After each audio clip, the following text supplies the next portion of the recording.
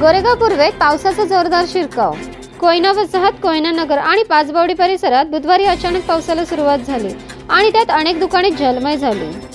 व्यापाऱ्यांनी महापालिकेच्या ढिसाळ नालेसफाईवर नाराजी व्यक्त केली आहे. दरवर्षी असेच होतं, वरवरचं काम, पावसाचं पाणी दुकानात शिरलं असा संताप व्यक्त केला. नाल्यांमधील गाळ तसाच आहे, गटारं तुंबलेली आहेत, रस्ते पाण्याखाली गेलेत, वाहतूक ठप्प.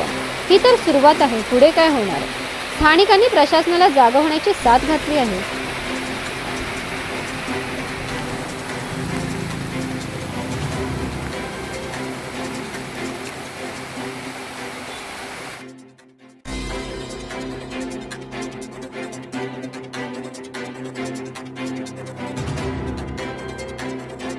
बातम्या पाहण्यासाठी आमच्या शिवकन्या न्यूज चॅनलला सबस्क्राईब करा.